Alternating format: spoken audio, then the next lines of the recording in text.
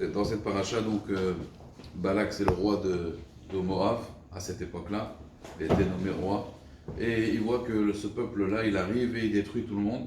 Bien qu'en réalité, le Ham Israël, il n'avait pas pour projet d'attaquer Eretz Moab. Mais lui, il a eu peur. Alors il a demandé quelle est la force de ce peuple. Et on lui a dit, la force est dans sa bouche. Pourquoi? Parce qu'on prie, on étudie la Torah et Hachem nous protège. Alors il a dit, il faut pour les combattre quelqu'un. Lui, c'était quelqu'un d'intelligent, Balak. Il a dit, il faudra quelqu'un qui a la force aussi dans sa bouche. Il a pris Bilham. Bilham, le sorcier. Et donc il lui demande de maudire. Bon, il y a toute une histoire tout à l'heure. Hachem va en parler un petit peu au Shiur tout à l'heure après l'office. Mais en tout cas, il y a toute une histoire pour comment il a été pour maudire. Finalement, il se met devant l'âme Israël. Et on va dire, pour se mettre un peu à la mode, il va dire il rate son penalty complètement. C'est-à-dire qu'il veut maintenant maudire l'âme Israël. Et finalement, il est béni. Et alors, ce qui est curieux, c'est que Balak, il dit à Bilham, Gam kov lo tekavenu. Ok, tu ne l'as pas, lo tekavenu, tu ne l'as pas maudit. Vegam barech lo tevarechenu. Mais aussi, bénir, tu ne l'as pas béni. Alors, la traduction en français, traduction trahison, la traduction c'est et en plus tu l'as béni. Mais il n'y a pas marqué en plus tu l'as béni. Il y a marqué Vegam barech lo tevarechenu. Mais même bénir, tu ne l'as pas béni. Ça, c'est la traduction normale. La traduction, on va dire, littéraire, c'est de dire et en plus, tu n'aurais pas dû le bénir. Et pourquoi on dit et bénir, tu ne l'as pas béni? Qu'est-ce que ça veut dire? Il ne voulait pas le bénir, il voulait le maudire. Alors, il aurait dû lui dire, tu ne l'as pas maudit. Alors, pour comprendre ça, j'ai vu un chidouche de Adam Sofer. Adam Sofer, il dit, sur ce verset-là, qu'en fait, il ramène une Gemara dans Maseret Ta'anit, Moed Katan, pardon, Moed Katan d'Aftet.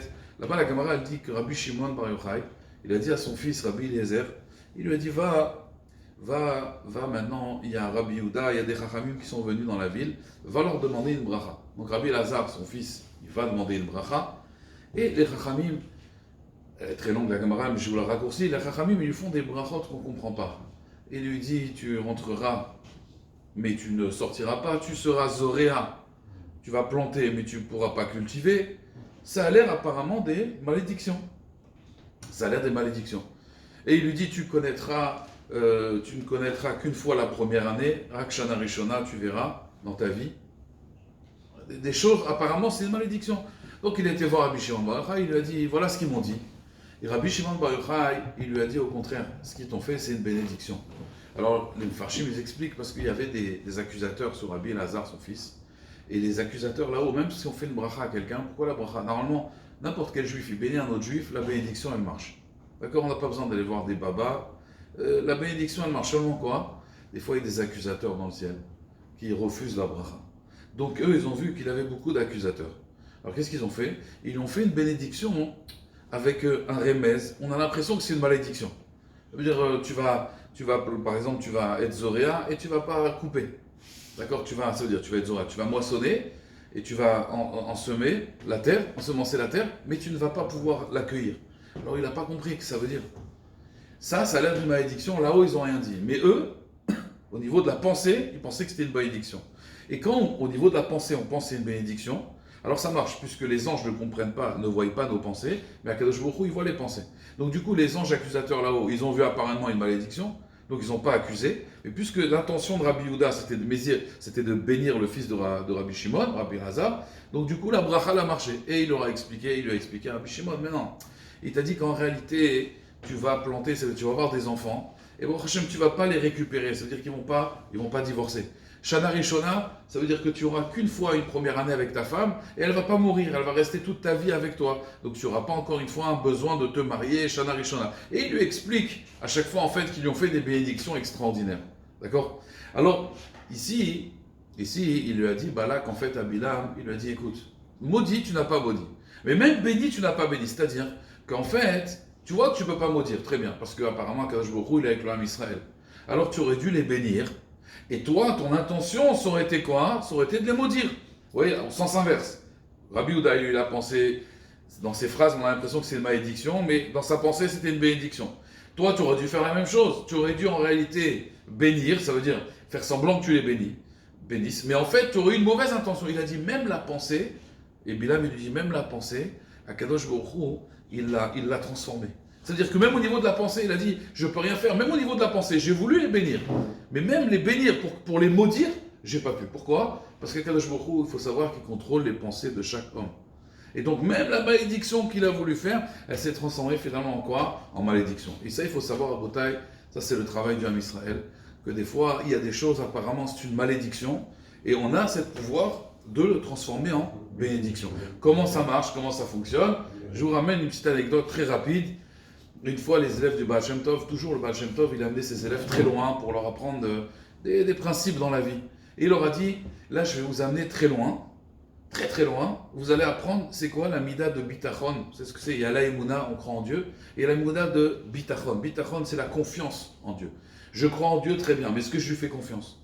Est-ce que j'ai vraiment cette confiance-là qu'Hachem, tout ce qu'il fait c'est pour le bien? Alors il a dit, je vais vous amener très loin, ils sont partis très loin, ils sont partis dans une auberge, et là-bas c'était un aubergiste, c'était un juif, et ce juif-là donc, encore une fois, le Harizal il explique que qu'est-ce qui transforme justement la malédiction en bénédiction, c'est la confiance en Dieu. Quand quelqu'un a confiance en Hachem, même ce qui a l'air apparemment une malédiction va se transformer en bénédiction. Et ils vont chez l'aubergiste, un aubergiste juif, et il commande, et lui il ne fait pas tellement attention à eux, on voit qu'il est perturbé. Alors un des élèves il dit, monsieur, vous n'avez pas l'air bien. Il a dit, non, ça va, ça va. Il a dit, non, mais vous avez l'air quand même un peu soucieux. Il a dit, non, j'ai un petit souci, c'est tout. C'est quoi votre souci?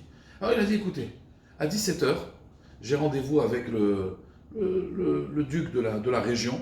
Il a augmenté le loyer d'un coup. Comme ça lui a pris, il a augmenté le loyer de 200%. Et il a dit, alors moi, je n'ai pas de quoi payer. Et si je ne paye pas, ben, il va prendre mes enfants, ma femme, il va nous enlever. Et puis il va prendre l'auberge. Ah, et il est quelle heure là? Là, il est 13h. Et vous avez de quoi payer? Il a dit, regardez le tiroir caisse, quelques petites pièces de bronze. Et il devait 10 pièces d'or. 10 pièces d'or, c'était à l'époque, c'était... Et alors il a dit, mais comment vous allez faire? Il a dit, non, je ne m'inquiète pas vraiment. Parce que mon père, il m'a toujours dit, mon fils, Akadosh Baruch Hu, ce qu'il fait, jamais il te mettra dans ces situations compliquées. Hachem, même si c'est compliqué, Hachem, toujours, il te trouvera un remède, t'inquiète pas. Et alors les élèves, ils vont voir le Rav et lui disent, mais ça c'est de l'inconscient, c'est plus de la Emouna, c'est plus du bitachon. Dans quelques heures, il va venir l'autre et le Baal Shem Tov lui dit, attendez, c'est quoi la midat à bitachon? Et voici que il est 16h et eux ils attendent dans l'auberge et ils voient, là il prend ses affaires, il lui dit, où vous allez? Il a dit, je vais voir le duc. Il dit, mais vous avez de l'argent? Il a dit, j'ai une poignée de pièces de bronze. J'ai mis Azor, Dieu il fait tout pour le bien. Et puis voici qu'il attelle son cheval et il commence à galoper. Et il y a un cavalier qui vient vers lui, il le stoppe, et il lui parle, et il lui sort une bourse comme ça, et il lui donne, et il s'en va. Et puis il va donc chez le duc, et il revient vers, c'était 17h, vers 18h il revient, avec un grand sourire. Et alors, il lui dit, alors comment ça s'est passé? Et il dit, bah voilà, très bien, en plus, Mina Shamaïm, j'ai gagné 40 pièces d'or. Attends, tu devais 10 pièces d'or, tu n'avais que des pièces en bronze. Il a dit, voilà, Mina Shamaïm, sur la route, j'ai croisé une personne. Et cette personne, c'était le fils d'une autre personne. Et cette personne-là, elle devait à mon père, les deux parents, il lui devait 50 pièces d'or. Ça faisait des années qu'il lui devait. Et là, il a décédé. Et avant de mourir, il a dit à son fils, écoute, mon fils, regarde, moi, j'ai pas envie de partir ce monde avec des dettes. Il a dit, ces 50 pièces d'or que je devais à ce monsieur, va lui donner à son fils. Je t'en supplie, et exauce ma dernière volonté. Et donc, ce cavalier était très pressé. Et il a rencontré en chemin, il était très content. Et il est venu, il lui a dit, écoutez, voilà, mon père, il m'a dit, mon père, il devait à votre père 50 pièces d'or, voilà les 50 pièces d'or. Donc il a dit, j'ai bien sûr gardé 40 pièces pour moi, et j'ai donné les 10 pièces d'or au duc. Et voilà, bon, Hachem, non seulement il m'a aidé, mais en plus j'ai même gagné 40 pièces d'or. À Botaï, ça c'était apparemment une malédiction. Il devait partir, sa femme, ses enfants, tout, leur allez nous. Mais quelqu'un qui a midat abitachon, ça veut dire Amechin mitzadeh gaver. Il comprend qu'Hachem, il est là, il dirige les pas de l'homme. Le Ham Israël, pourquoi dans le désert? Même les malédictions de Bilam, elles se transformaient en bénédictions, parce qu'on est avec Hachem. Quand quelqu'un il est avec Hachem, Atem, Adevekim, Bachem, Chaim, Kulchem, Hayom. Quand quelqu'un il est d'avant Bachem, il a midat abitachon, on peut lui faire aller dans n'importe quelle malédiction, au contraire. Cette malédiction, elle va se transformer en bénédiction. Azanou d'être mitrazek dans cette paracha, midat abitachon, Bezrat Hashem Kadosh Baruch Hu, il va être mis à père la klala en bracha.